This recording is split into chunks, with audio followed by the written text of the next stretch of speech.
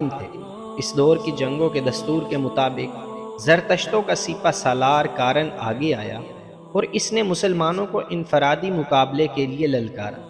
مدینہ کو کوئی شتر بان میرے مقابلے میں آ سکتا ہے؟ اس نے دونوں فوجوں کے درمیان آ کر اور للکار کر کہا، میرے مقابلے میں آنے والا یہ سوچ کر آئے کہ میں شہنشاہ فارس کا سپہ سالار ہوں، میں ہوں تیرے مقابلے میں آنے والا۔ خالد رضی اللہ عنہ نے اپنا گھوڑا آگے بڑھایا اور للکارے، کارن آ اور اپنے سالار ہرمز کے قتل کا انتقام لے، میں ہوں اس کا قاتل۔ خالد رضی اللہ عنہ ابھی کارن سے کچھ دور ہی تھے کہ خالد رضی اللہ عنہ کے عقب سے ایک گھوڑا تیزی سے آیا اور خالد رضی اللہ عنہ کے قریب سے گزر گیا۔